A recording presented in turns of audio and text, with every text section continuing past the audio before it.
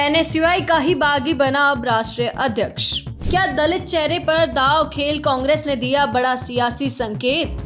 इस नेता की वजह से मिला झाकड़ को ये पद। राजनीति में कभी कभी ऐसा मोड़ आता है जहां खेल अचानक पलट जाता है।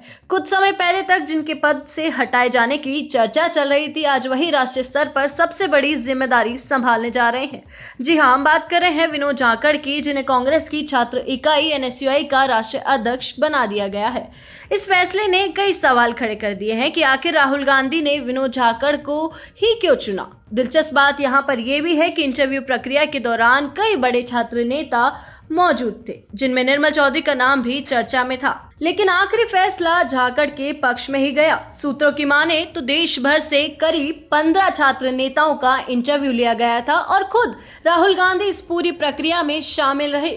ग्रुप डिस्कशन और इंटरव्यू के बाद जब नाम तय हुआ तो सबको चौंकाते हुए विनोद झाकड़ का ऐलान कर दिया गया।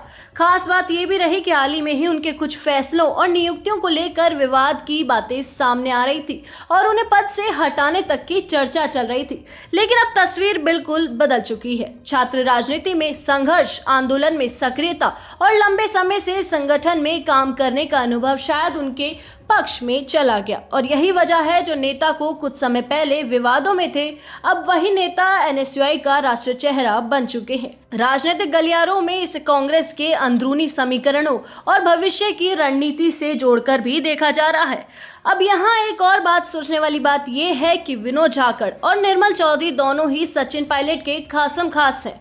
ये दोनों ही एनएसयूआई के अध्यक्ष बनने के दावेदार बताए जा रहे थे, लेकिन राहुल गांधी ने विनोद झाकड़ को निर्मल चौधरी के ऊपर रखा और उन्हें ही राष्ट्रीय अध्यक्ष नियुक्त किया गया, जिससे अब ये सवाल उठने लगा है कि क्या विनोद झाकड़ की नियुक्ति के लिए कोई खास वरीयता भी दी गई या फिर राहुल गांधी को निर्मल चौधरी से ज्यादा विनोद झाकड़ का रफ एंड टफ अंदाज पसंद आया, क्योंकि कुछ दिन पहले उन्होंने बिना हाईकमान परमिशन नियुक्त पत्र जारी करने को लेकर जिस तरह सवालों का सामना करना पड़ा था, यहां तक कि एनएसयूआई का नोटिस तक उन्हें मिल गया था, लेकिन इसकी परवाह किए बगैर उन्हें जिस तरह से हाईकमान के सामने अपना स्टैंड मजबूती से रखा, शायद उनका यही अंदाज राहुल गांधी को काफी पसंद आया। दूसरी तरफ अब तक एनएसयूआई के अध्यक्ष रहे वरुण चौधरी और प्रभारी कन्हैया कुमार में अनबन भी चल रही थी। वरुण शुरू में कन्हैया कुमार की ही पसंद थे, लेकिन मतभेद के बाद कन्हैया ने नए अध्यक्ष के लिए पिछले साल सितंबर में ही आवेदन मंगवा लिए थे। बताया जा रहा है कि इस बार कन्हैया कुमार को अपनी पसंद के नेता को एनएसयूआई अध्यक्ष बनवा पाने में कामयाबी नहीं मिली। अब सवाल इस पूरे मुद्दे में यही उठता है कि क्या ये फैसला संगठन में नया संदेश देगा या फिर नई बहस को जन्म देगा।